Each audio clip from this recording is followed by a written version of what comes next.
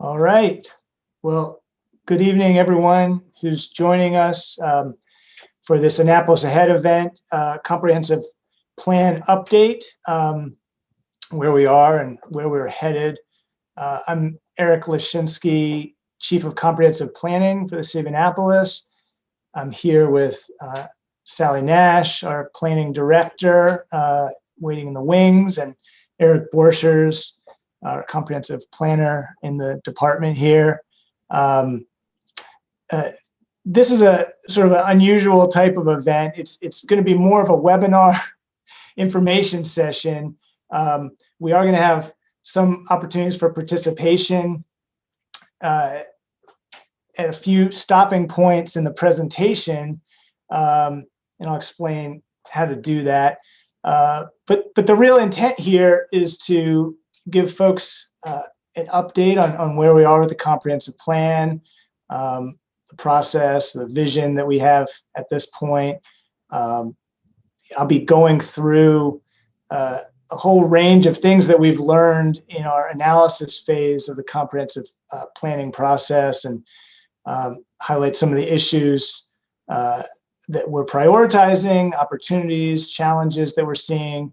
And then at the end, we're going to release a few public opinion surveys that are going to be available on our comprehensive plan website, and I'll show you where to find those.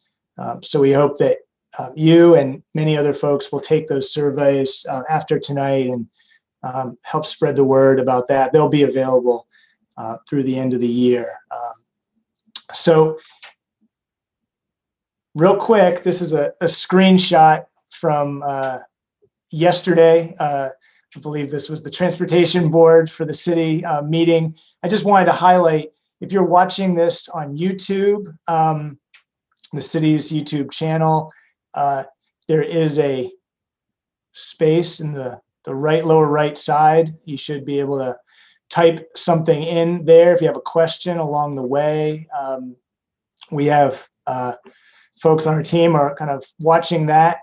I am not watching it. I'm watching my presentation, but we're gonna have some stopping points, and that's what we'll kind of go through and try to address as many questions as we can, and those that we can't, we'll follow up later. If you're on Facebook, just add a comment as you would on Facebook, and we'll follow along that as well. So some of you may not be familiar at all with the comprehensive planning process, and I'm going to explain what this all means in a moment. But for those who have been participating thus far, you know that we've been working on this since last year. I actually joined in July, so I'm relatively new. Between my start and the pandemic, our whole schedule was thrown for a loop, and we're catching our breath now. But this is an updated schedule that kind of gives you a sense of where we are. We are in the midst of developing goals and metrics and recommendations already. We did receive quite a bit of input already. I'll talk about that in a second. And I want to highlight the fact that, while participation tonight is somewhat limited, we've kind of determined that this type of forum would not be ideal for the kind of dialogue we want to have at this point in the comprehensive plan. So what we're doing is a few things to compensate. We have the public surveys. I'll talk about those later. Those are going to be available to the end of December. I'm trying to set up stakeholder meetings with as many civic associations as possible. So this is sort of an appeal to those of you who listening in tonight who are members of civic associations, whether they be neighborhood groups or other affinity organizations, advocacy groups, and so forth. Please consider including the comprehensive plan on your agenda for an upcoming meeting, reaching out to me, and I'd love to have a more focused conversation about any specific issues that are on your mind. I'm going to be setting up what I'm calling issue-specific meetings around these 4 topics. These are things that some of which we've already been meeting with specific stakeholders earlier in the process. The idea here is that when we have draft goals and recommendations, that we would be convening these groups to kind of review those and make sure that we're hitting the mark. So you can also let me know if you're interested in joining one of those groups, and those I anticipate would be in January. Finally, we are mandated to have a 60-day review process for our draft comprehensive plan. I'm anticipating that to be March, April of next year, and we would be sharing a most likely a PDF document of the comprehensive plan for all to take a look at and provide comments on. So those are some other ways to participate in this process. Hopefully one of them works for you, and goes without saying, just send me a message if you have another thought you'd like to share. I was thinking about, it's challenging for people to chime in on a comprehensive plan because it covers a lot of ground.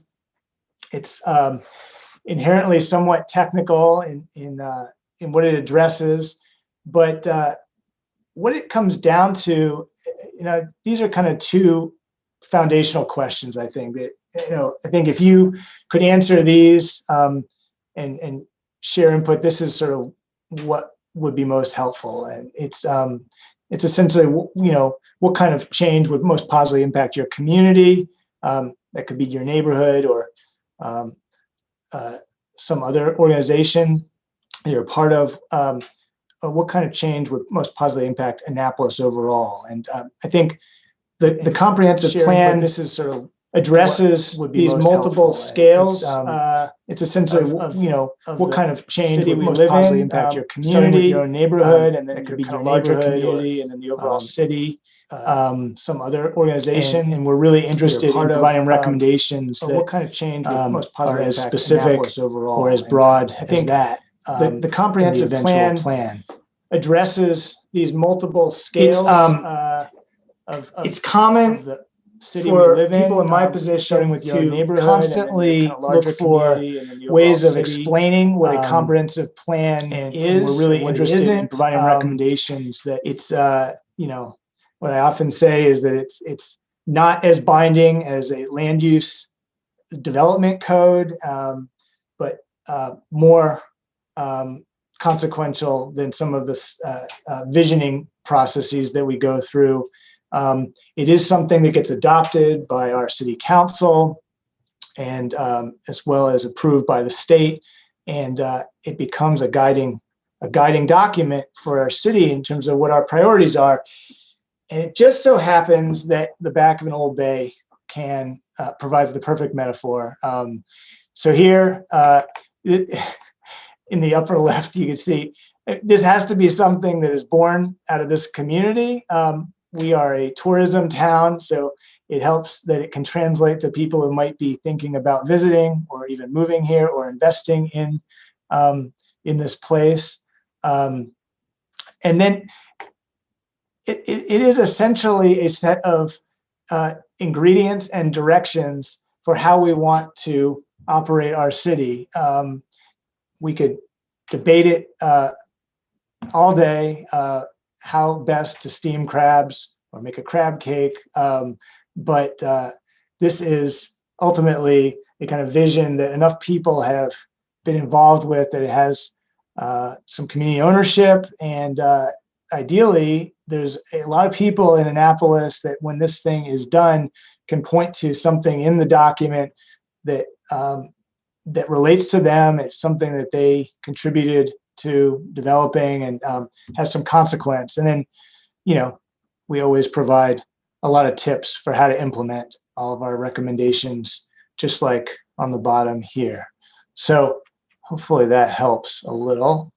Our website will provide more advice and input, insight into the process. And you can find this, frankly, all you have to do is Google Annapolis Ahead or Annapolis Comprehensive Plan, and you'll be taken to this page on our city's website. It's within the planning and zoning website, and you'll see everything you need to know about the process, including the surveys, which are right below the postcard here. And we'll be posting, if I didn't say already, we're recording this presentation. We'll be posting it to the website, so hopefully a lot more folks can watch later. You feel free to share it with others who are interested. Comprehensive planning in Maryland is somewhat unique. I've worked in other states that don't have specific requirements for what we need to address. Here in Maryland, there are requirements for what we need to address in our comprehensive plan, and these are the planning elements. There's a few other requirements, but this is, for the most part, the topics that we have to address. They're all things that we would want to address.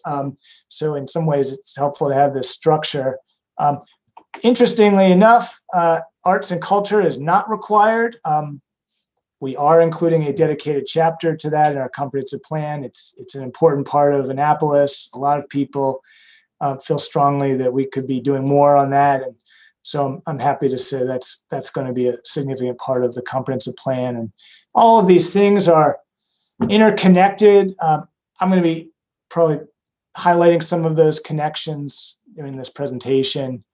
They're not nearly as siloed as they look on this page. So we did a number of in-person meetings. Feels like a long time ago, pre-COVID. This word map was one of the things that came out of one of our first workshops. I thought it was helpful as somebody new, started over the summer and was not at those meetings. I thought this was a really helpful graphic to kind of show some of the key things that were important to folks who showed up at that meeting, and they resonate for me as I absorb everything happening in the city right now. So I'm going to highlight a lot of these in the presentation. And then in the survey that we did, which closed last April, public survey number 1, we had 385 responses. These were the outcomes of the responses. So interesting, some pretty strong consensus on green infrastructure network and plan for resilience. Aesthetics and design, essentially maintaining our community character, is also very important to folks. Prioritizing transit, important. And then residential growth. A lot of folks felt that we should be staying slow and steady, or even slightly reducing our residential growth. So I'll talk a little bit about that as well. You know, this is I imagine a chronic thing in Annapolis. You know, we don't get representation for our planning efforts from the whole city, and so this was a important graphic for me to see. You know, this is showing where people participated in the survey. Out of those 385 responses, the darker areas represent the parts of the city where we got most responses, and we're going to be using a similar map in the surveys that you'll see later. These numbers are just arbitrary numbers. We divided up the city into smaller zones to try to understand where folks are coming from. We don't necessarily want you to give your exact address. We want to kind of understand what part of the city you're residing in, and that'll help us understand if we're reaching as many people across the city as we should be in this process. You know, one of the things that, you know, out of this process, I think we're trying to reach more people, and I think that's the idea behind those stakeholder meetings that I'd like to set up with community organizations.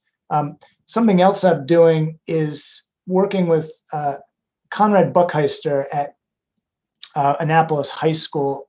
He's a teacher there who was very involved in our inaugural Young Agents of Change internship program this summer at the city, which was a mayor's initiative for, I believe, 4 weeks. A group of diverse students from Annapolis High School joined city government here.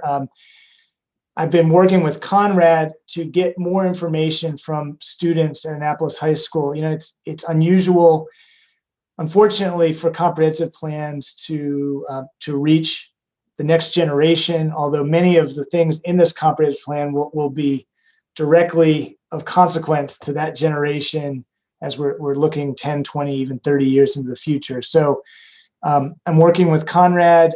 He's starting to gather data from students at Annapolis High School. We have a survey that's being distributed, and we're starting to see some of the input coming in. So I'm hopeful that we'll have some interesting insights to share from the next generation that we can include in our comprehensive plan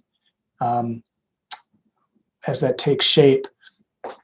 So from everything we've heard, from what we need to address based on state of Maryland guidelines, this is what we're looking at in terms of a vision framework. I'm going to be talking about these 3 things: thriving city, functional city, and adaptive city. Those are 3 visions for our city.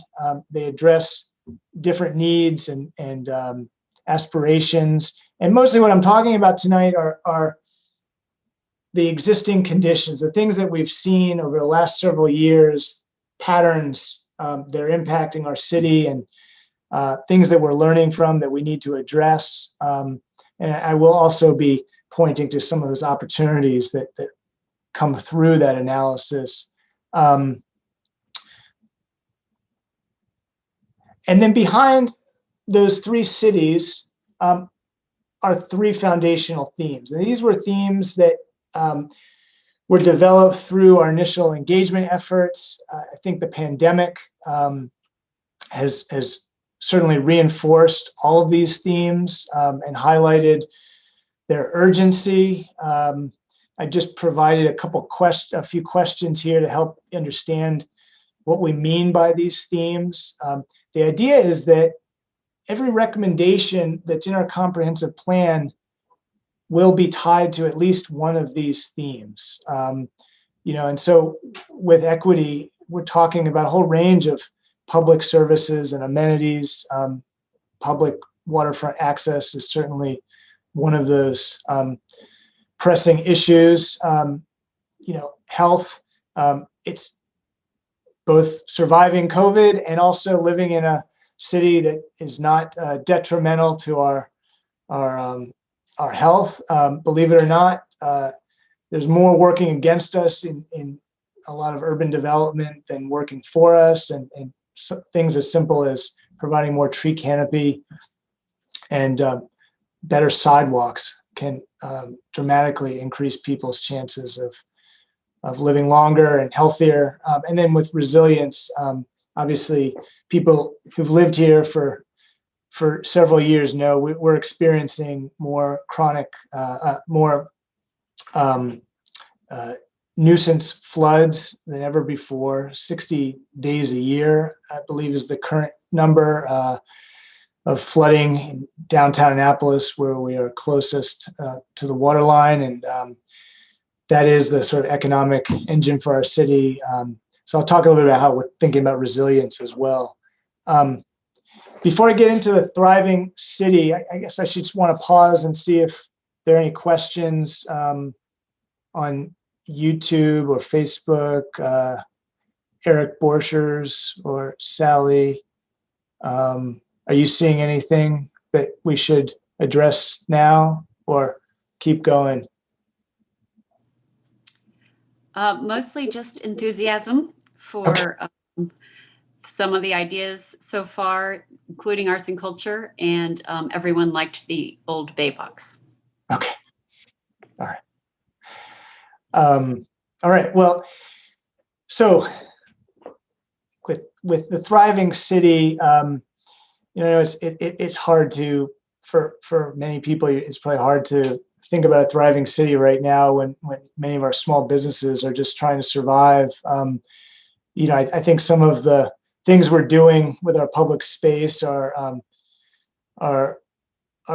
using our creativity and the options we have to keep going. I'm going to highlight the things that I think post-pandemic, if we can get through the pandemic, which I know we will, the things that we're looking at that will be kind of the indicators of whether we're thriving or not, and hopefully, if we can put our energies into those things, we'll become a more thriving city.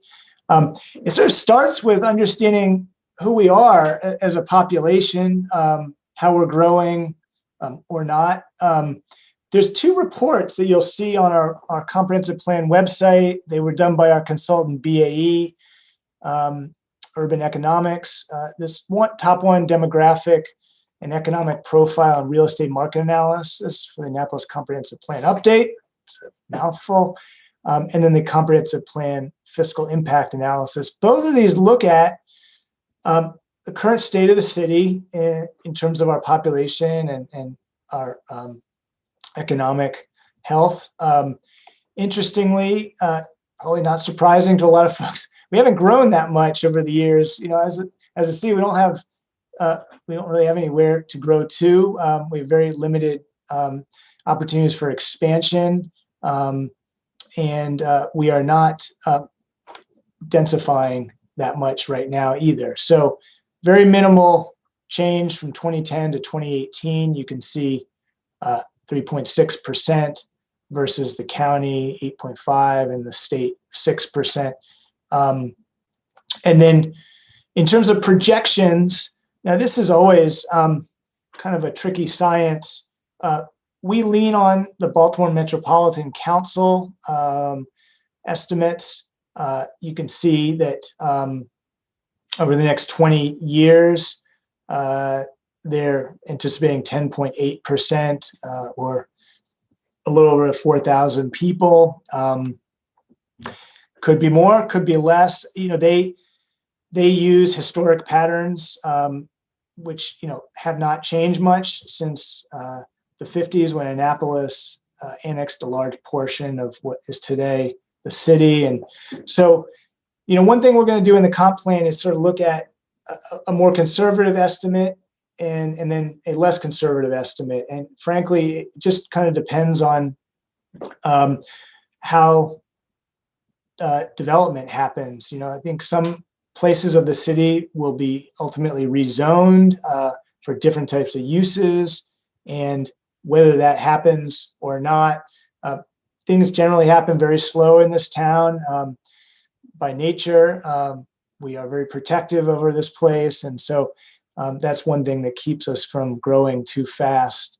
But I just want to highlight two things in terms of our population that are interesting patterns. You'll see our Hispanic populations, definitely not a monolithic group, very diverse. I'm going to be speaking with a number of Hispanic organizations for Anne Arundel County this Thursday, sharing the comprehensive plan. That population is growing quickly, as well as our population over 65. You can see on the bottom chart. So those are two populations, that we have to be thinking about in the comprehensive plan, in addition to everyone else. But just something that is important to acknowledge in Annapolis.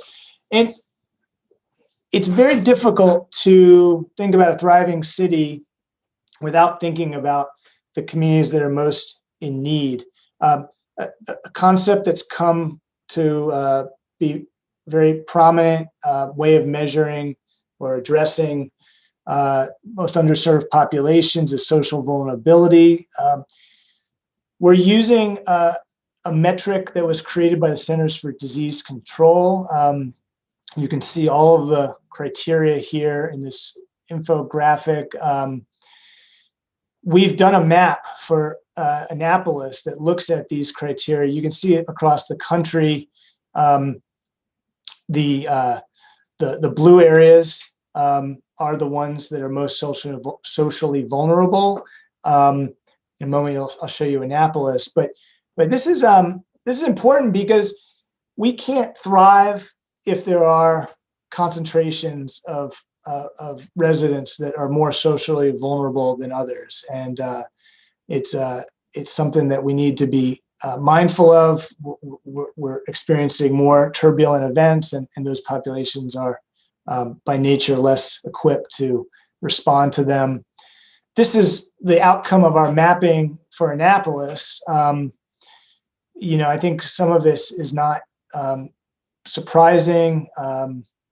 The darker areas are those. These are census groups, which is the smallest unit that we have to measure with the data that's available.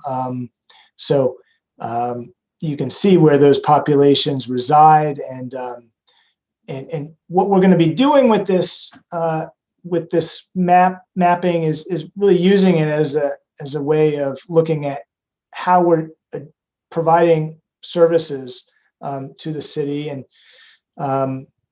access to resources, and making sure that we are addressing these populations in particular.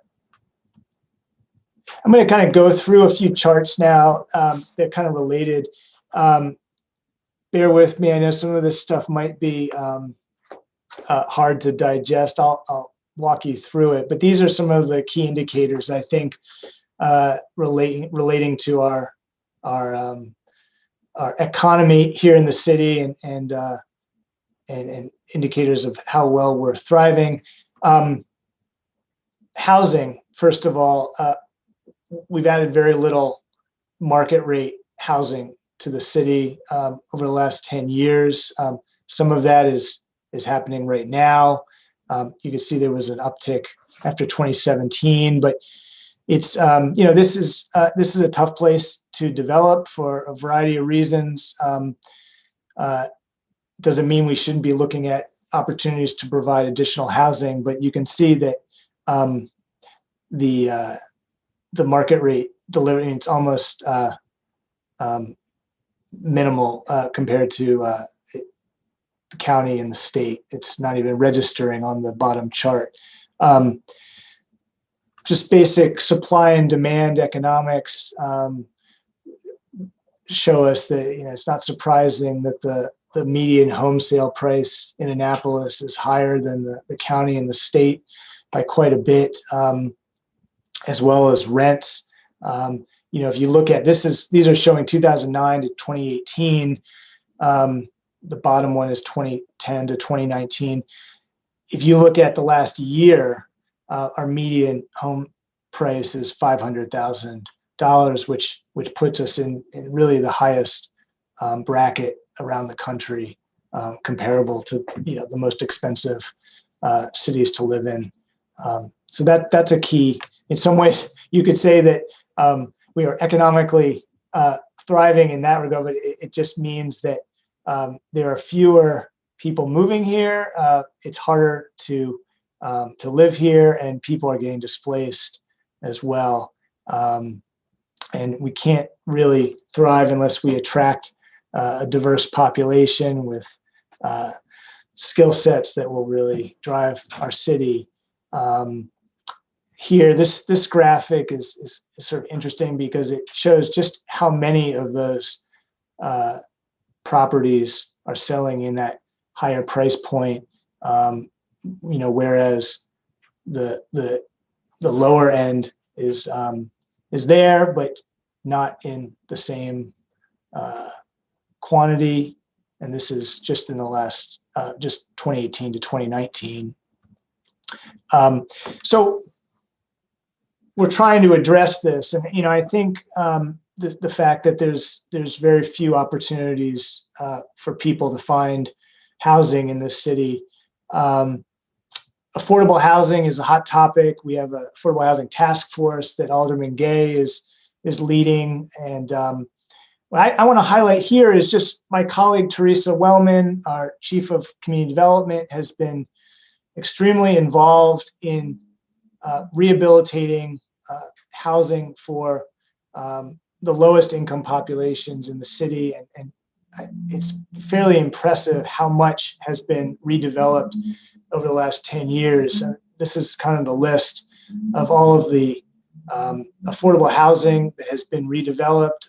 Images on top show the variety of housing, and yet it's not enough. There's a 2,500 person waiting list, and it kind of points to the fact that when we talk about affordable housing, we're not just talking about people in the lowest income bracket. We're talking about people who are making the median income, who still can't afford to live here.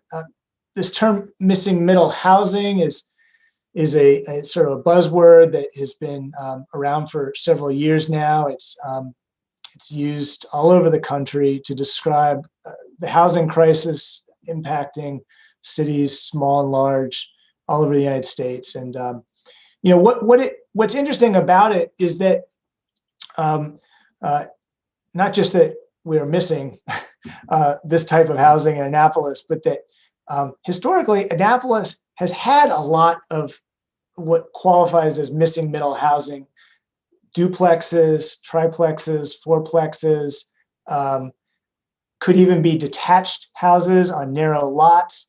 The idea is these are moderately priced housing that is accessible to people making the median income or slightly less or slightly more, and represents just modest increases in density from typical single family detached houses. I'm just showing on the bottom some of the examples that you could see today across the city of this type of missing middle housing. We need more of it, and thinking about where it should go is part of our task with the comprehensive plan.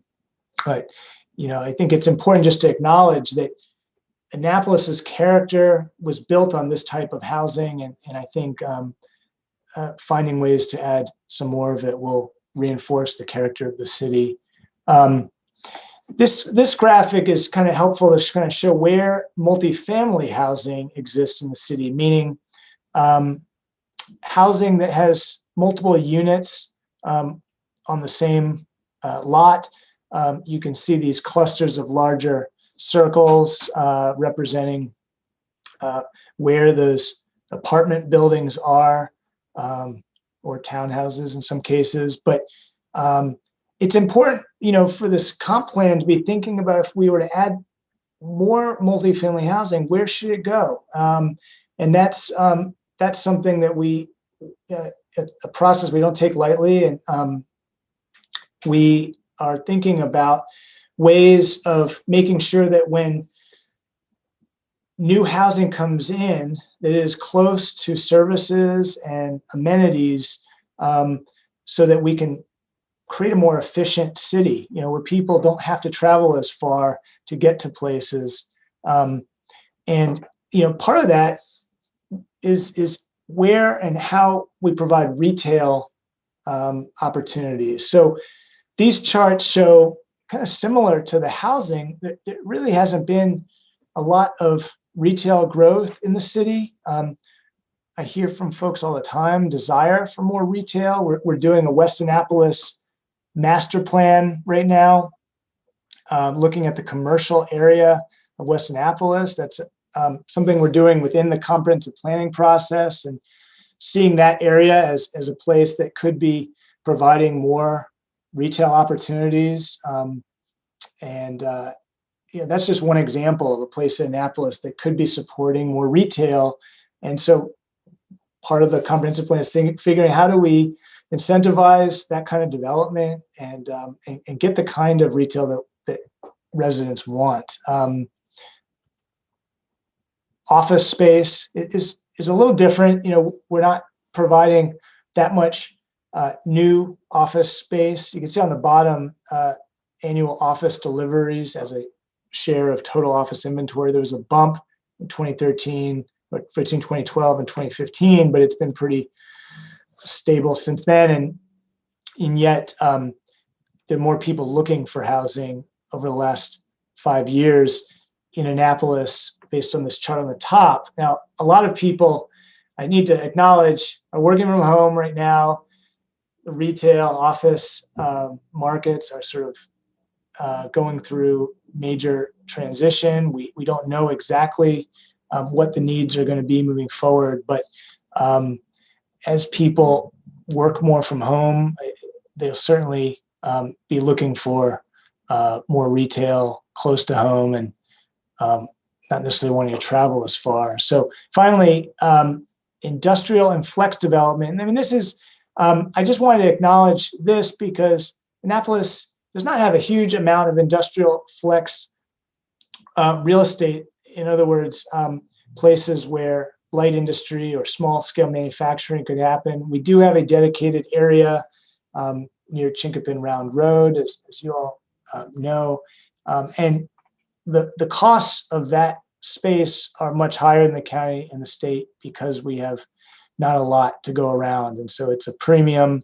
And so we, it basically just points to an opportunity to protect those spaces and make them available for emerging industries that make sense here in Annapolis. So these trends that we're looking at in terms of housing, retail, industrial, office, et cetera, just to kind of point to the directions we may be going and how we think about future land use in the city. This study, the Upper West Street sector study, was done in 2016. And we've been looking at this as a great example of the kinds of zoning and rethinking the kind of districts that we should have in the city. And the emphasis here is on mixed use, meaning places where people live close to retail and office in a way that's compatible. And we're hearing more and more desire for that kind of development. And so this sector study, if nothing else, is promoting that type of thinking about how we develop. And these are the sort of districts that it's proposing for the Upper West Street area, which you can kind of go through the list and see, places where people live and also have regional serving commerce, which would be kind of along Route 2, where West Street meets Route 2, and the Parole area, places where people live and have more neighborhood serving commerce, closer in along West Street. And you can sort of see in the imagery that the scale of things changes. Neighborhood serving commerce is development that should be more in keeping with the neighborhood. And so we have some very strong neighborhoods on West Street, and we want to preserve those and reinforce them. And then adaptive reuse speaks to this idea of preserving that character even more that might exist on West Street, Germantown, Homewood area, for example. I spoke to this community industry and then neighborhood conservation, basically understanding that there are neighborhoods that have many of the things they already want, but there are infrastructure that we could bring to these communities that could make them even more livable and thrive more. So kind of ends up with a vision that's looking at neighborhoods where mixed use is the trend. Places where people can live close to parks and services and get places easier without a car, on foot, on bike, via public transit. This is something that we're hearing from folks all over the city and trying to find a way to make happen. I just want to speak for a second about mixed use development. People tend to think about this as, you know, kind of, it can be one end of the spectrum or another. On the left, you know, this might be something that you'd expect to see in the parole area where higher density stuff exists. But on the right, a simple 3-story mixed use building with retail at the ground floor and apartments above is just a very simple building block for mixed use development. And we could certainly have more of that in a variety of neighborhoods in the city, and really create more vibrant communities through that basic building block.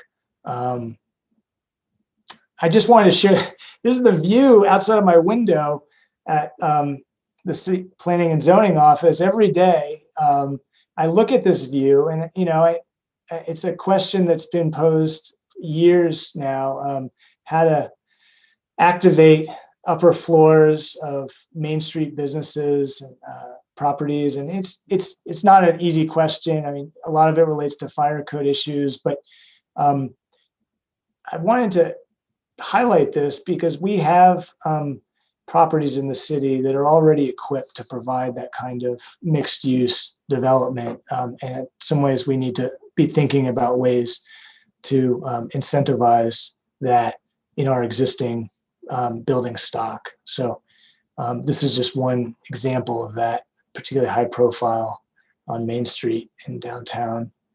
All right, so we're done with the thriving city. I want to stop and see if there's any questions or anything else that people are saying that we should address. Anything out there? Not really any questions. There was a lot of agreement on the idea of the importance of missing middle, and the idea of density, maybe adding density, but it being so closely tied to context and how that's very important. Also, the idea of how important a viable commercial sector is for the city. Okay. All right. So I think the next two sections are going to go a little faster here. Functional city. Well, it's hard to think about a thriving city without a functional city, meaning how the city provides for basic infrastructure and services is a pretty good indicator of how well we're going to thrive. I know when we say functional city, it might sound like we're not reaching very far to be a functioning city, but what I'm going to highlight here are ways that we could be functioning even better, and making sure that our infrastructure is working on all cylinders, and really just being more efficient in how we operate the city. It's this graphic is kind of funny. I mean, this term was coined probably 7, 8 years ago by the organization Strong Towns. They presented here in Annapolis last year as part of a comprehensive planning process. Their founder and director. I think it's helpful because when people think about a lot of the most problematic roadways in the city, I mean, this image is probably pretty indicative of those roadways. They're sort of neither here nor there. People will complain about congestion, but they'll also will complain about the lack of pedestrian and bike facilities to use. So this is kind of one of the first ways to be thinking about how we could be a more functional city is looking at these roadways. And, you know, I think just simply looking at vehicular crash data, this is just 2015 to 2019, but not surprisingly, you know, a lot of it is concentrated along Forest Drive and West Street. And these are the two streets that are our Stroads, sort of neither street nor road. And I think we're going to be having some very targeted recommendations for both of those roadways in the comprehensive plan. We have a task force that's been working on Forest Drive for, I believe, over a year now. That came out of our Forest Drive Eastport sector study, and trying to improve that study, and some of the recommendations from that will certainly be in the comp plan. And then the Upper West Street sector study that I just shared, that'll give us some specific recommendations to carry forward for West Street. But we're interested in other things, and I think it's impossible to talk about West Street without talking about extensions of the Poplar Trail, what our mayor refers to as the West-East Expressway, the WE. It's a way that will ultimately get folks from downtown out to the mall on what was an old rail line, a section of which already exists and is extremely popular. Back when it was created, folks didn't want it to be as wide as it needed to be, and now it can't be too wide. It probably needs to be double its width to accommodate the folks that use it. But that's a highlight in what is a pretty disjointed bike network for the city. And it's interesting to see the graph on the left from Strava, which is an app that collects data from people who bike, and a lot of athletes who bike for exercise. They're using our roadways. They're biking all over the city, even without sufficient bike facilities. But what we really need is a network that is safe and comfortable for just about anybody to get on a bike. And you're not really going to be a bikeable city until we have that. So the bike network is a high priority for us. We did a bike master plan in 2011. A lot of the recommendations from that are still very relevant, and we are moving forward on many of those. I'm proud to share, if you hadn't heard, that the city received a large bikeways grant from the state of Maryland recently, and we're going to be moving several of the gaps in our bike network forward through the design phase, and then going after construction funding to make those real. And the extensions of the Poplar Trail are high priority, and also getting folks from the B&A Trail. They currently come over the Navy Bridge and then don't have a connection once they get into West Annapolis. We want to help those folks get into downtown Annapolis and into West Annapolis, and so those key connections are also high priority. But we're going to be updating this for the comp plan and really kind of prioritizing how to implement some of these segments. We have a good amount of support in the city for that.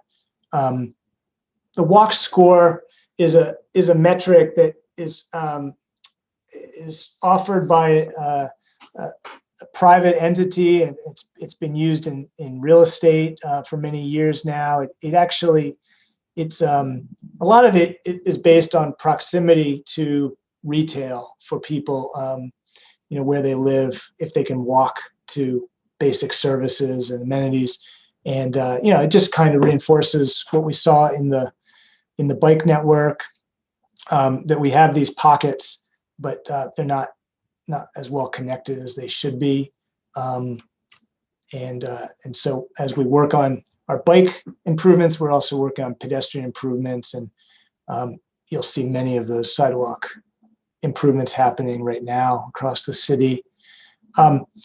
The idea of complete streets or human scaled streets is something that's going to be an important part of the comprehensive plan. It's really it's challenging to provide streets that have all the amenities that you would want when we live in a city that is very constrained by public right-of-way, meaning we have old streets. They're very non-standard, meaning they don't all have the same width or provide the same things right now.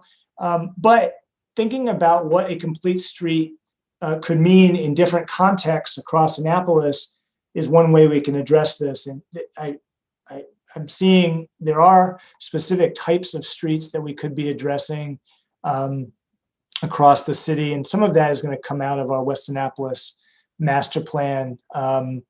But this just gives a glimpse from the National, Association of City Transportation offices.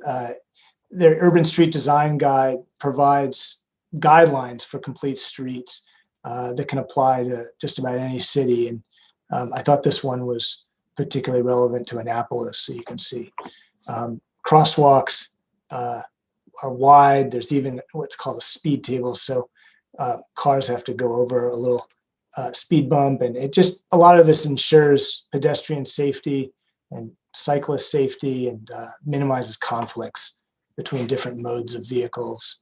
You could see street trees and wide sidewalks for pedestrian use are also an important part here.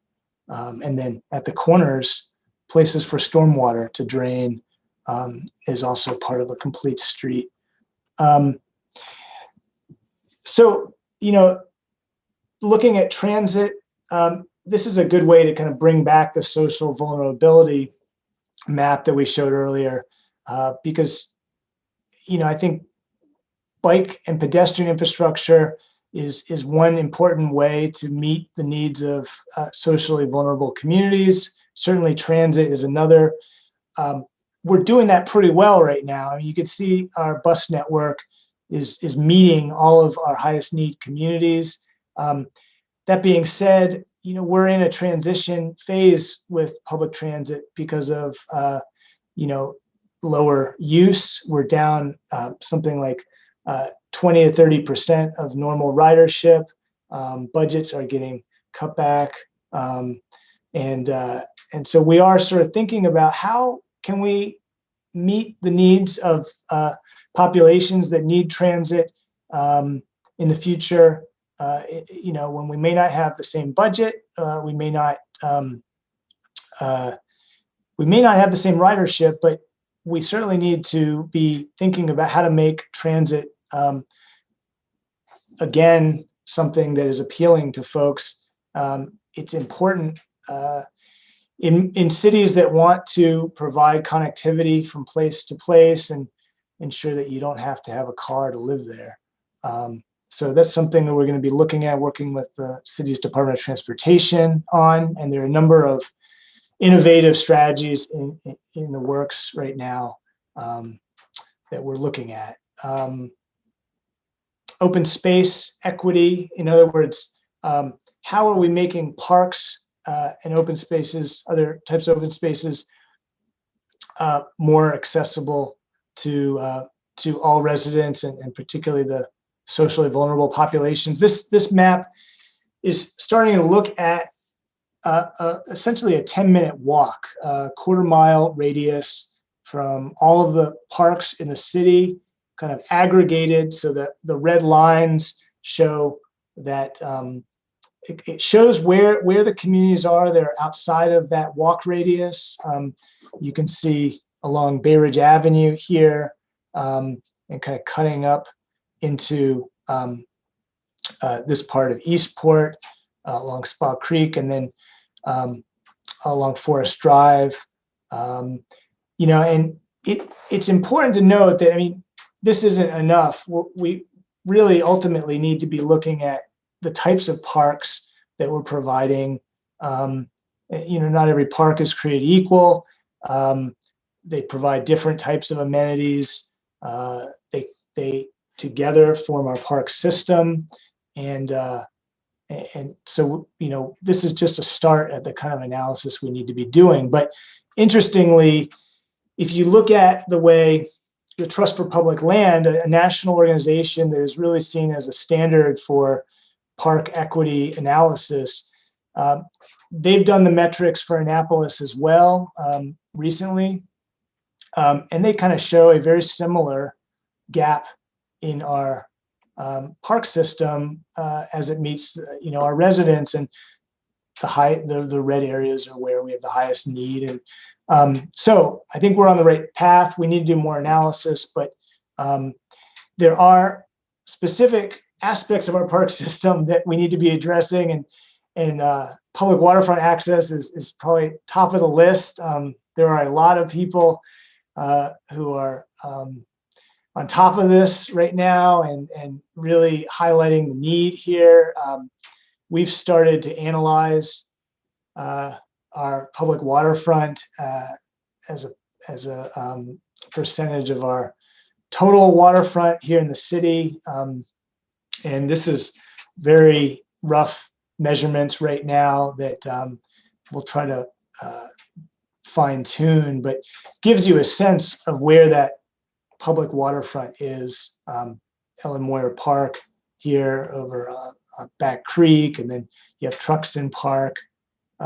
Hawkins Cove is technically a public waterfront that needs some help in terms of becoming more accessible, and the city is looking at that right now.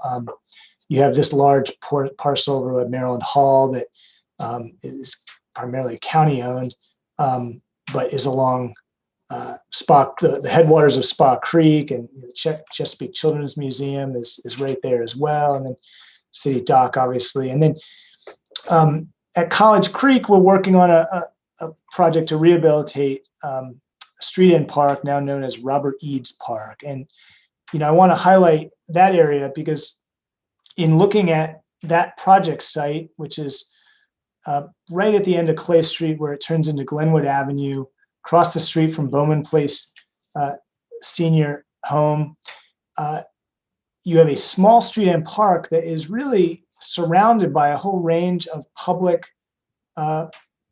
and institutional waterfront, much of which is not really accessible. And so something that we are looking at is the potential for a comprehensive vision for College Creek. If there is a creek in Annapolis that has an opportunity to provide greater waterfront access, this is it. And it's something that I think people have been thinking about for a long time, and I think we can put together a strategy for making more of this waterfront accessible. And we're certainly, as part of the bikeways I mentioned, we're looking at ways of getting from King George Street into downtown, and along that College Creek waterfront could be one of those ways. So I want to kind of move in to kind of finish out the functional city. It may seem odd to be talking about arts and culture as part of a functional city. And I think for a lot of places, unfortunately, they see arts and culture as a luxury, as something you can only have when the economy is strong. I think it's clear here in Annapolis and a lot of other places that it really needs to be seen as something of a necessity. It's a critical part of our city.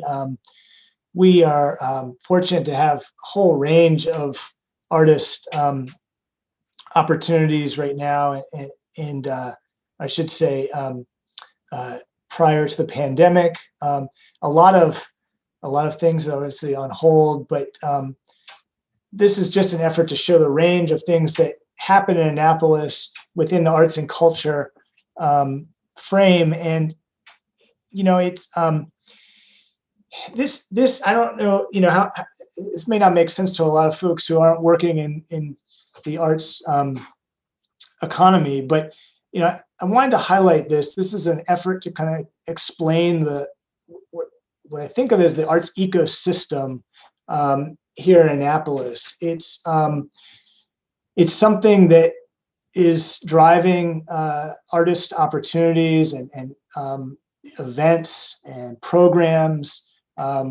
It's kind of showing how a lot of it is dependent on funding from these entities at the top, and then ultimately institutions that host a lot of events and help to fund and organize and coordinate projects such as the Annapolis Art and Public Places Commission, the Annapolis Arts District, Maryland Hall, and then ultimately a whole range of other venues and spaces where art happens. And then at the bottom, you have artists.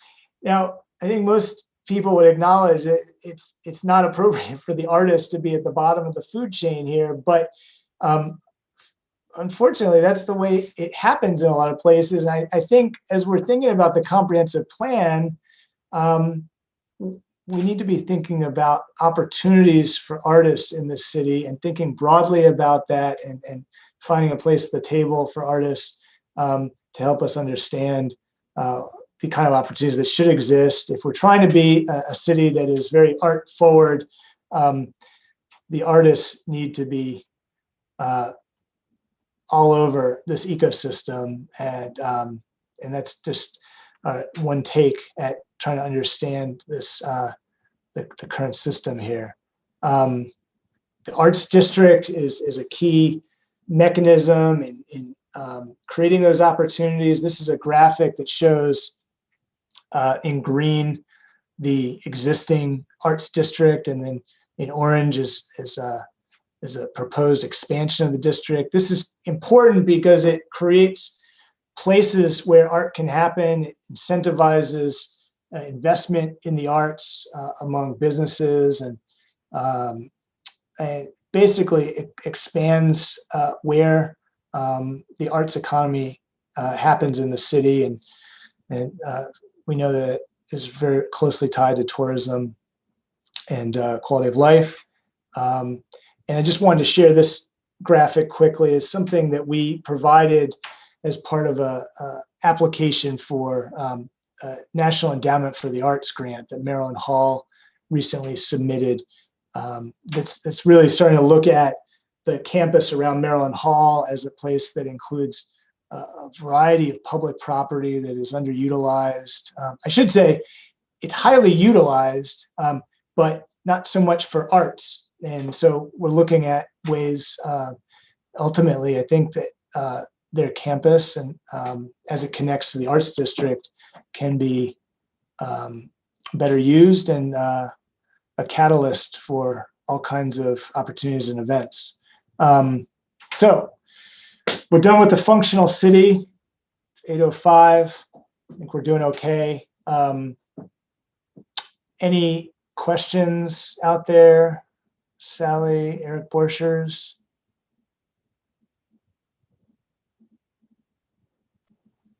Eric, do you want to read the ones on YouTube?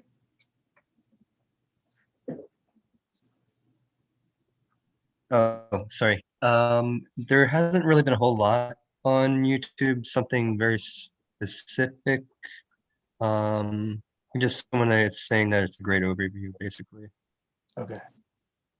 Yeah, I know it's a lot to digest. I think I would just acknowledge that part of this, the intent of this event is to sort of catch folks up on the comp plan. And since we haven't done a kind of citywide event in some time, we're trying to pack it all in here.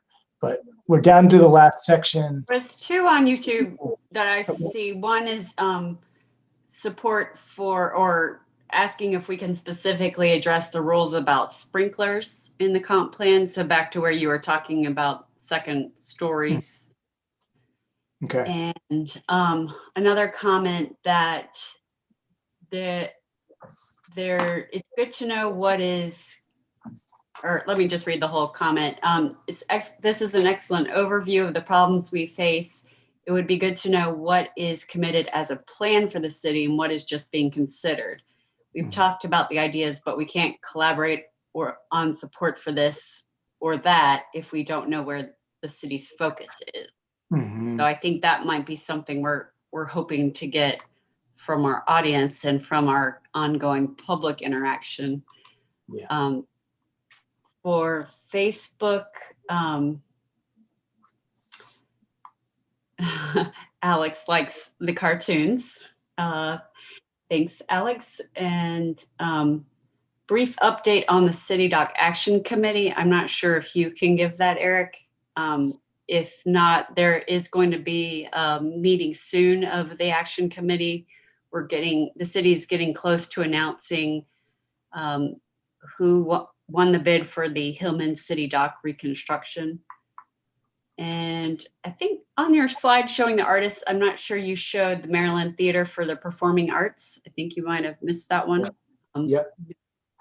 Take a note of that. Yep.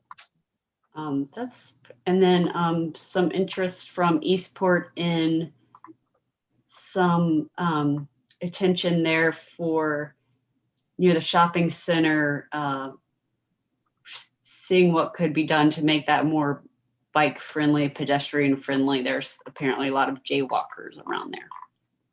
Gotcha. Okay. And Alex also liked the Strode slide because he likes Strodes, or he dislikes Strodes. Right. And Diane also enjoyed the reference to strong towns. So Okay. that's kind of summary of the comments at this point. All right. Great. All right. Well, we'll talk about the city dock briefly as part of this next final segment here, the adaptive city. We are talking here about resilience, and this is a kind of aspect of resilience I think we are accustomed to hearing about more often than not in the city. Is flooding in the downtown area by the city dock. The sea level rise is a big issue here. I don't need to share that. We just yesterday, or maybe the day before, Compromise Street was closed down, and it wasn't even raining. It was just I think we got a foot of water pushed up the bay through heavy winds. So these maps are just really underscoring the potential for even conservative estimates are seeing a pretty significant, half a foot of sea level rise, by 2050. And this is our 100-year floodplain. A lot of people who don't live downtown or work downtown may have a hard time relating to, the sort of urgency of this. But I think it's important to acknowledge that this is the sort of economic base of our city. It's what people come to visit, tourism-wise. It is our historic district. We've done a lot of planning around protecting the cultural assets of the historic district. This is a graphic from 2016 when we did the Weather It Together initiative that brought a lot of people together to talk about strategies for protecting our most vulnerable area to flooding. And, I think a lot of the ideas from that have led to what we're seeing in the City Dock Action Plan. And I'm excited for the design team to be unveiled as well, and for that project to get going. But I think as we think about resilience in the city, in the context of the comp plan, we're really needing to think about it more broadly than just the city dock. As prominent and visible as that is, that's probably the best example. But it remains that there are a lot of aspects of resilience that apply to people who don't live or work near downtown. And kind of using the definition from the Resilient Cities Network, previously known as 100 Resilient Cities. And they're really just talking generally here about the capacity of individuals, communities, institutions, businesses, and systems within a city to survive, adapt, and grow no matter what kinds of chronic stresses and acute shocks they experience. So much more than just flooding. I took this graphic from Climate Ready Boston, an initiative that's been pretty forward thinking in how to address, frankly, Boston has a lot of the same flooding issues as Annapolis, but is kind of recognizing the broader aspects of climate change on the city. And And here they are. I mean, it's not just sea level rise, but it's coastal storms and storm surge, extreme precipitation, and extreme temperatures. And all of those things have the potential to impact our city. What we're starting to do, in terms of heat impacts, we're starting to look at where they exist in the city, frankly. You can kind of do that by looking at impervious coverage, in other words, where the paving is, and then combining that with where our tree canopy is. And this is just a very preliminary step at showing impervious coverage and tree canopy in the city. And, again, we'll be looking at how this relates to our social vulnerability map. And ultimately, I think it's going to point to where we need to improve on urban tree canopy and potentially some other opportunities to make the city more pervious and more able to accommodate stormwater. One of the ways that we're doing that is by leveraging the Annapolis Conservancy's work and work around conservation. I find it's probably not as well known across the city as it should be, but the Annapolis Conservancy was a pioneering entity within the city of Annapolis that was created probably 15 years ago, I think, to provide an arm to city government that could acquire property in conservation easements that wouldn't be developed and would provide more benefits to the city than it might have if it was developed. Some of these parcels that have been conserved should not be developed. They're in low-lying areas, and many of them provide multiple benefits to the city in terms of forested habitat areas, places that absorb stormwater, places that are public, and extensions of parks.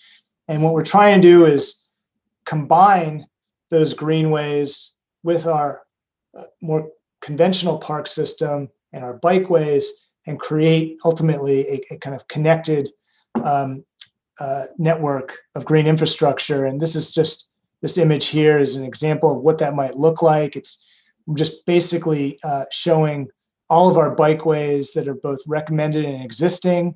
I'm showing our park system in kind of a lighter green, and then the bright green are all of the conservation easements that the Annapolis Conservancy currently manages, or in some cases other organizations manage.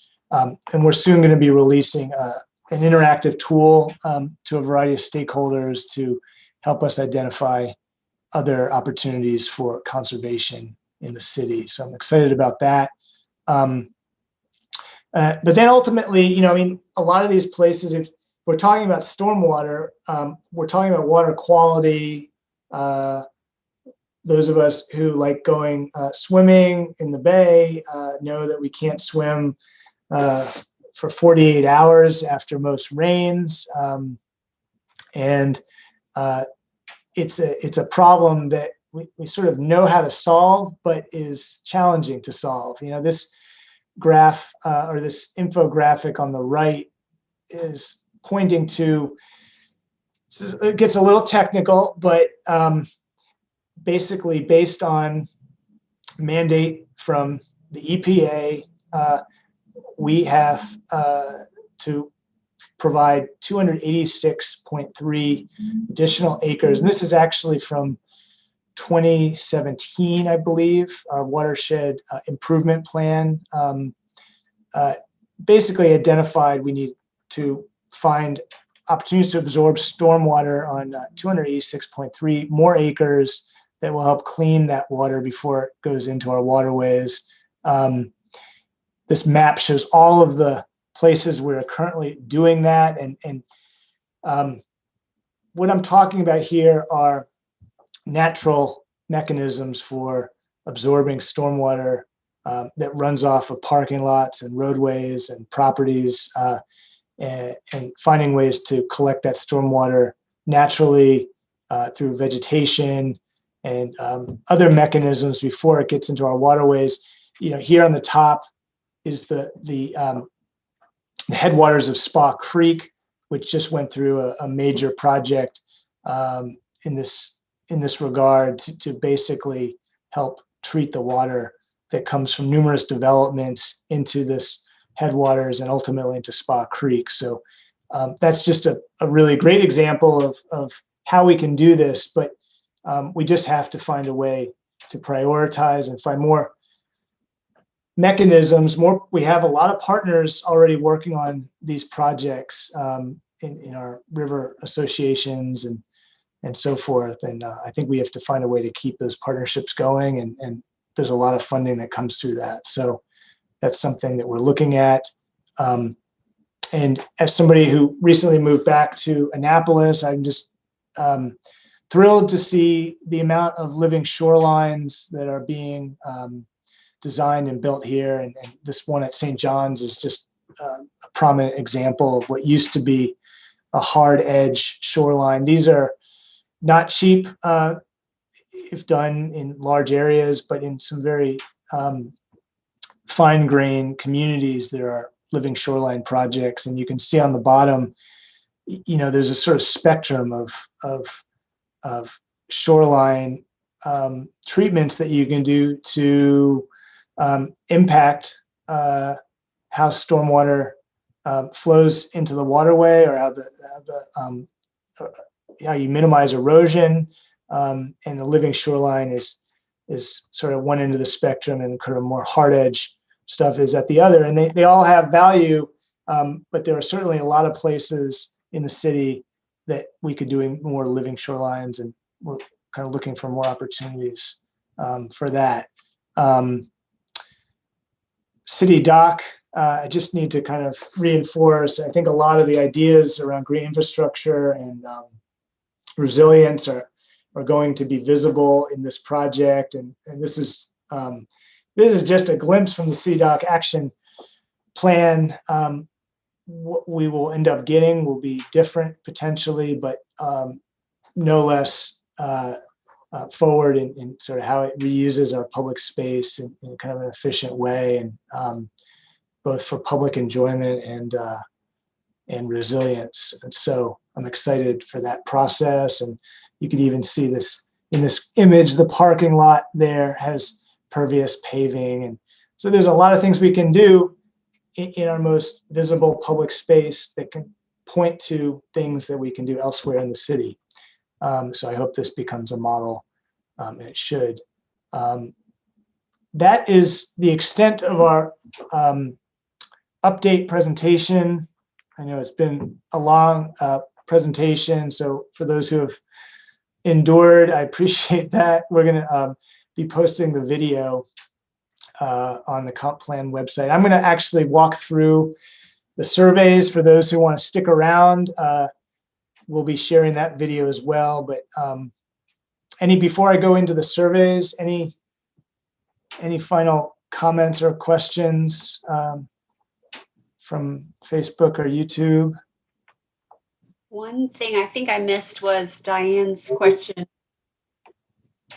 about, I think Genevieve's asking if I answered it. I think, was it the one about incentivizing development on the second and third floor of Main Street? Mm-hmm. Yeah. I know it's tricky because there's a lot of building code issues there, but have you had time to look into that at all? No, I mean, I think that, realistically, I think what we need to be doing is talking to some of the property owners and understanding the challenges from their perspective. I know the fire code is one thing, but I mean, there are some examples. I know there's a project very close to the office here that is adding apartments above the old bank at the intersection of Main Street and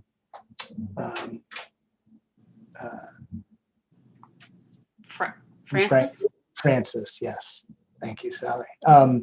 So that's, that is making it work, but I think we probably need to be addressing it through some of the folks that manage these properties, understanding the challenge and what could help to incentivize that. But it's something we definitely want to find some direction on. So, I would say, like, in general with this presentation, the intent was to share a lot of the points of direction that we're looking at.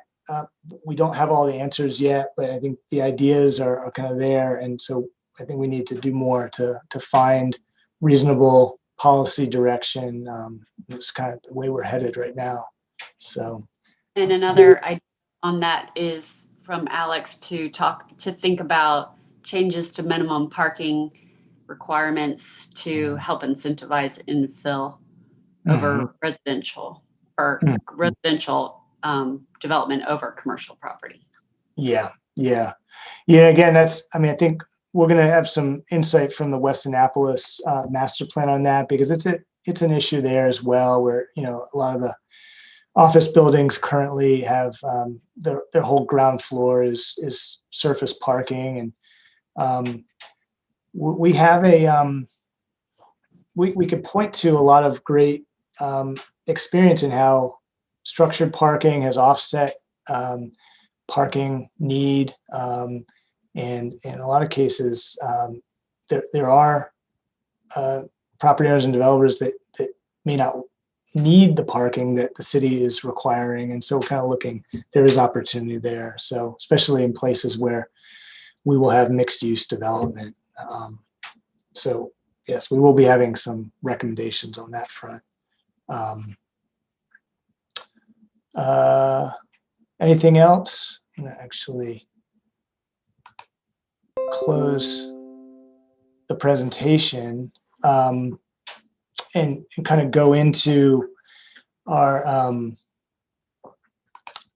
comprehensive plan website here. This is just the last part of the event this evening. I wanted to point folks to the 2 surveys that we have going. I assume I'm still sharing my screen here. Let's see. Yeah. Okay. You're not, Eric. I am not. Okay. No. Well, let me do that.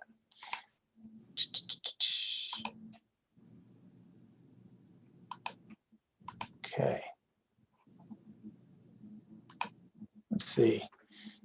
Julian, is the website showing right now? Yes, it is. Okay, great.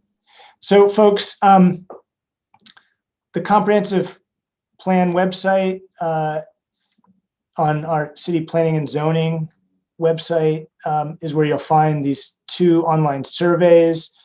The first one is, I want to kind of go through quickly. It's pretty straightforward. The mobility survey. And the reason why we have 2 surveys one focused on mobility, one focused on redevelopment.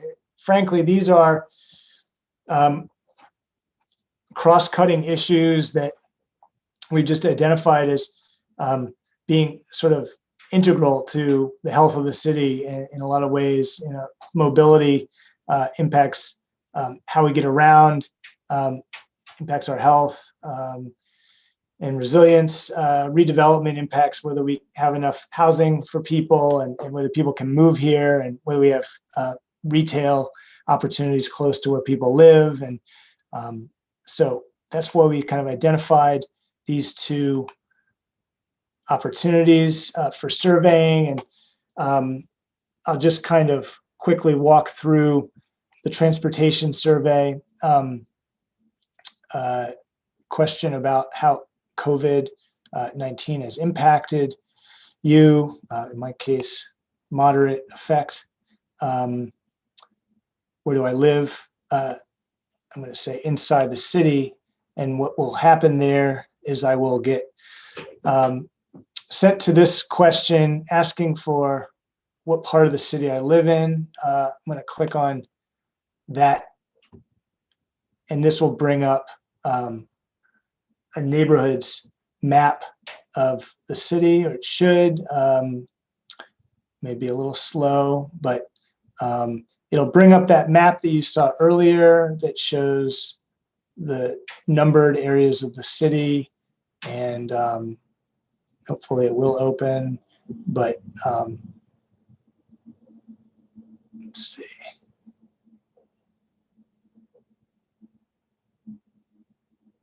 Close a couple of these, that changes.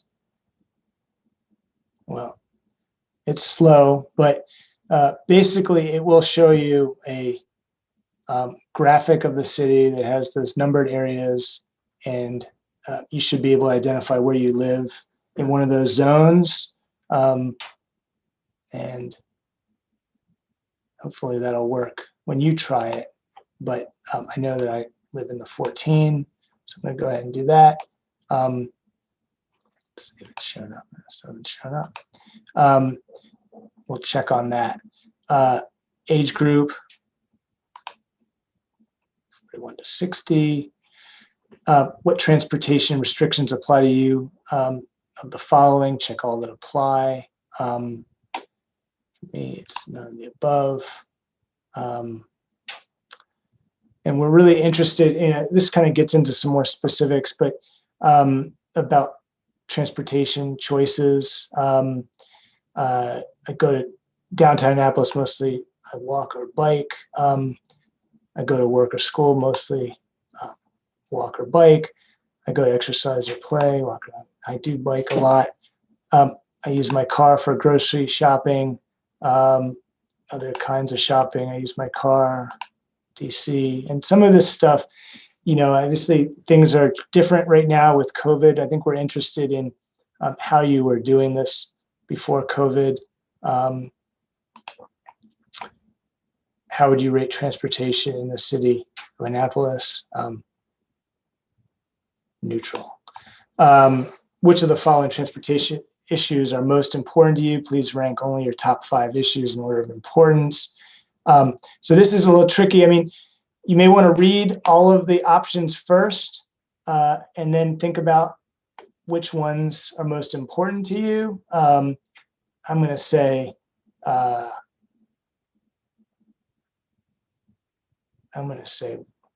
walking safety is my number 1 choice. My second choice is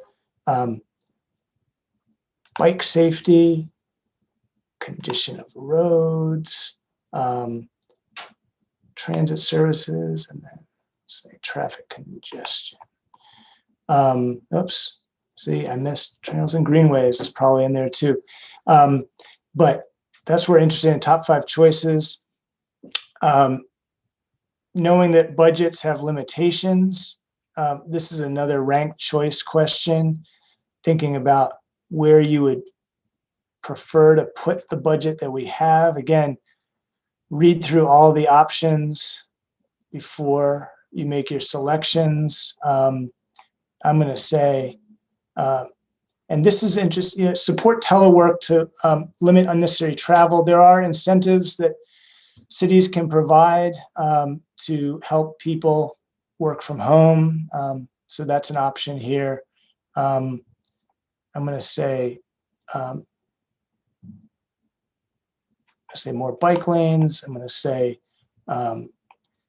improve roadway connectivity. I'm going to say maintenance of transportation facilities, intersection, and then intersection delays. And then any other recommendations on specific locations that could be improved that you want us to consider in the Annapolis Ahead Comprehensive Plan. I'll say Forest Drive at GN. And then I'm already going to be informed. So this is where you would put your email address, and it will send you information as it comes up. Oops. So pretty straightforward survey here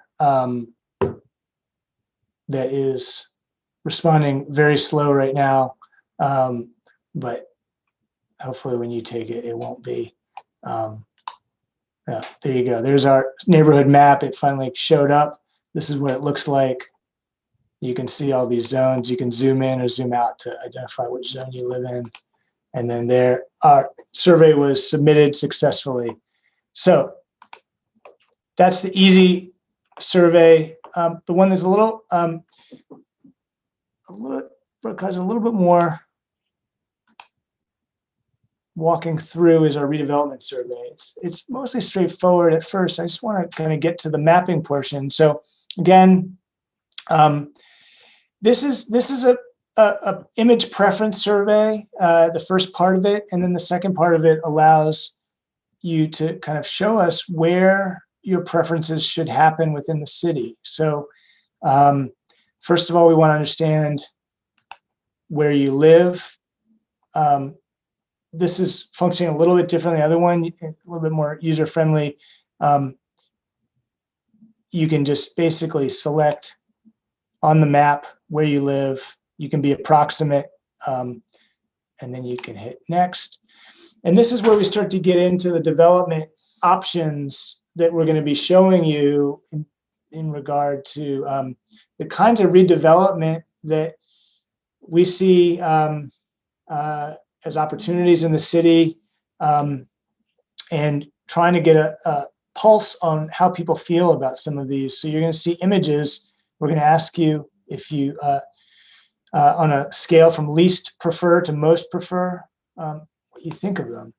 So starting with our mixed use development options, we have a description, what we mean by mixed use, and then we go through a series of examples. So mixed use development of shops, 2 to 3 stories of apartments above, oriented around a signature civic space.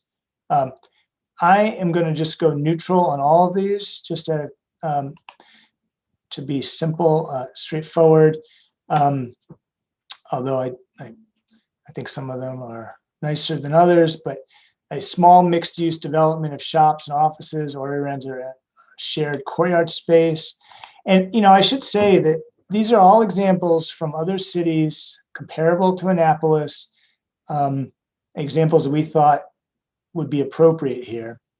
I think none of this should be seen as terribly out of scale or character with the city. Some of it just has a very specific place where it might be best. And so that's where the map will come in. A walkable town center development with shops, offices, various types of housing and civic spaces.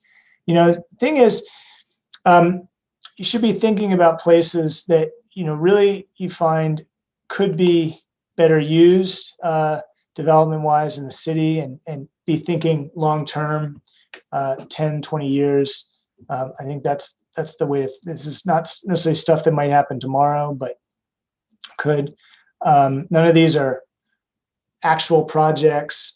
They're just potential development types.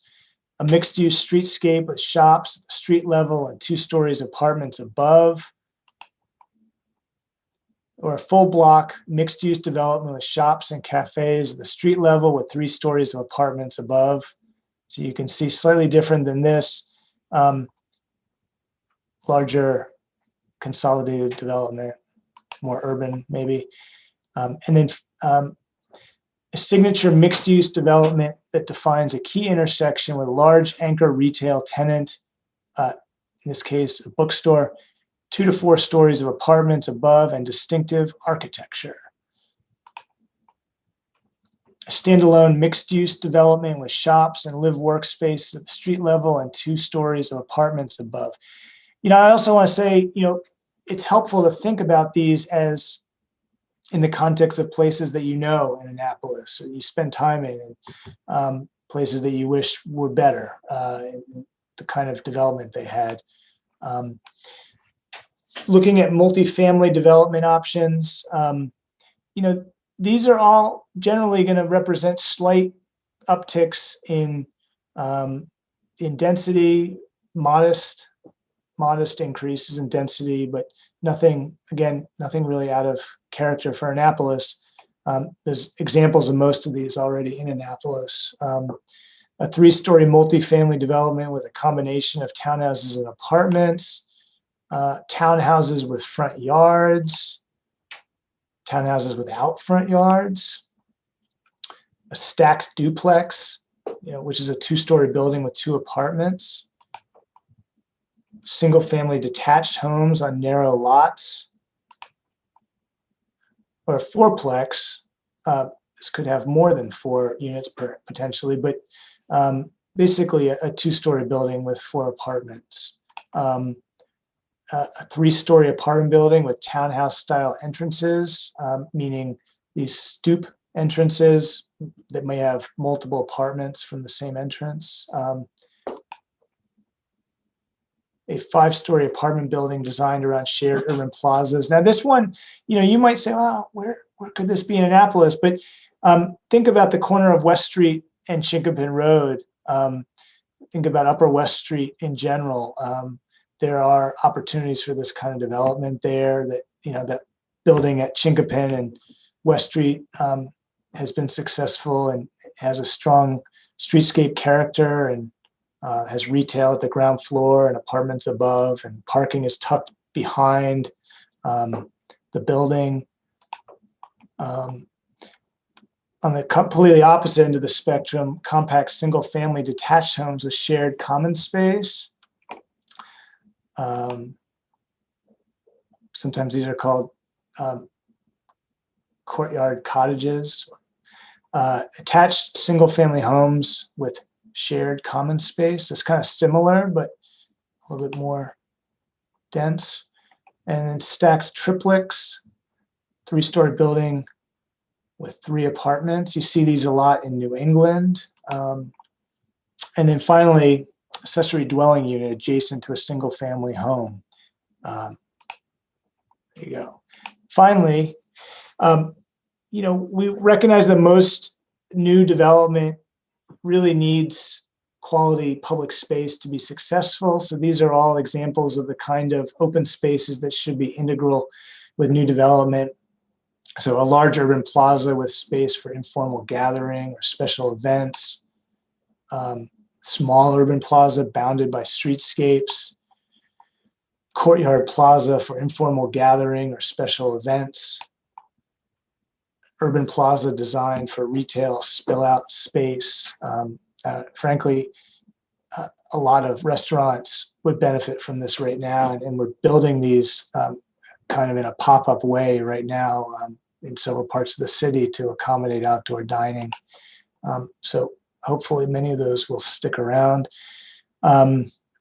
Event structure, this could happen in any number of existing parks probably. An urban multi-use trail. This is essentially the vision for the Poplar Trail extensions, the West-East Expressway. Tree-lined pedestrian promenade. This is an older example, but it could easily be something that's part of a new development, or something that we're talking about in West Annapolis that would have the ability for cars to move through in general, but could be closed down for festivals and events. Urban stormwater park. This is something that can be a great asset, in a place that floods. It also educates folks about water issues. Playground, playscape. This is just a more imaginative. Annapolis doesn't really have kind of destination playground yet. Probably could. Perhaps one will be at the city dock. We'll see. But this is just an example from another place. Urban Pocket Park, Public Art Plaza is just a way to integrate the arts with public space in a kind of more dedicated way. And I'm going to hit submit. And then this will then take me to a second part of our survey where you have the opportunity to map your preferences. And so I know this seems like a pretty extensive survey. We think it's valuable sort of education as well for a lot of the things that folks here should be thinking about in terms of opportunities for new development that could really enhance the city. So we kind of put a lot of energy into it, and hopefully you'll take some time with it. I'm going to go ahead and click that. It takes you to a map with an intro, what kind of a welcome screen, tells you what you're doing here. Please use the following map to share the places in Annapolis where you would like to see the preferred redevelopment options you just selected in part 1 of the survey. You can use the buttons in the upper left of the map to zoom in and zoom out, or change the base map to show more detail. I'll show you in a sec. Click on the buttons in the upper right of the map to select mixed-use redevelopment options, multifamily redevelopment options, or open space redevelopment options. After clicking on one of these redevelopment types, add a pin using the green button that follows. You may add as many pins for each redevelopment type as you would like, but please make sure to click on the blue Report It button to record each pin. The areas identified in dotted red lines are areas that city staff believe will likely redevelop in the next 10 to 20 years due to aging architecture, changing demographics, or potential for greater use. Please locate your redevelopment preferences in these areas first, although you are welcome to share other areas you believe should be redeveloped. So there you go. Looks like we already have some suggestions here, and I'm going to go ahead and click on mixed use, and what it'll do is take us to everything's a little slow right now, but let's see.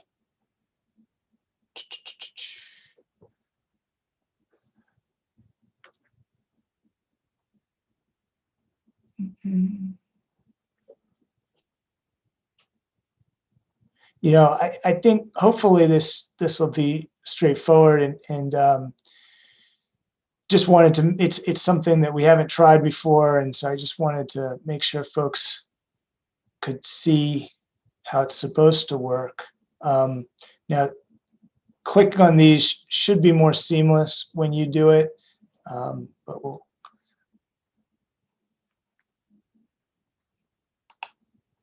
let's see if I can.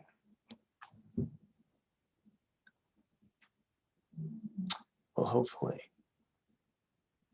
taking a little bit longer to load than usual. Let's see here.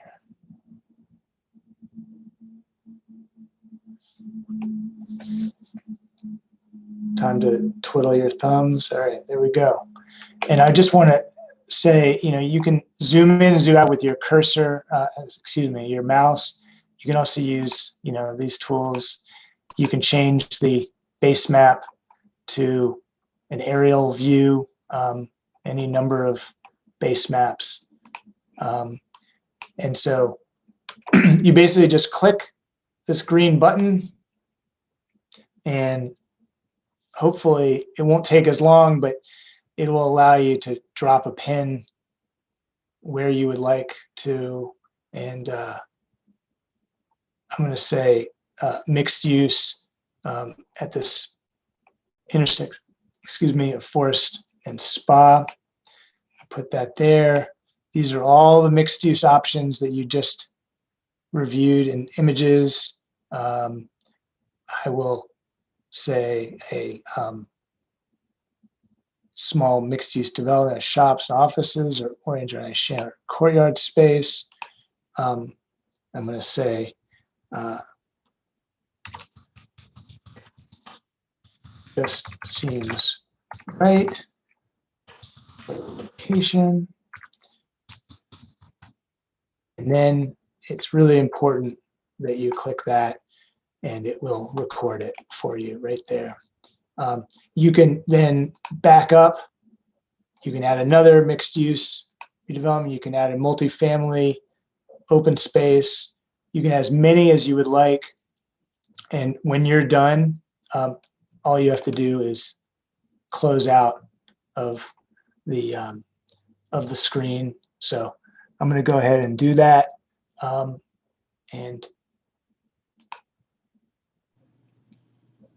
this is Eric, it still open. looks like Quentin already used it earlier, and he said it was much faster. Okay. So, Okay. you know, probably just because you're under pressure and the computer can sense that. Yeah, probably. Well, that's it. That's how the map works. Hopefully it's quick, as it was for Quentin. And we hope you'll use it. We hope you'll share the surveys with other folks that are out there. That you think would be interested in what we're doing here, and we'll help to promote as well. But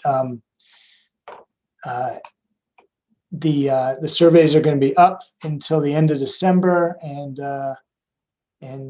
it'll be really interesting to see what people think. So that's it.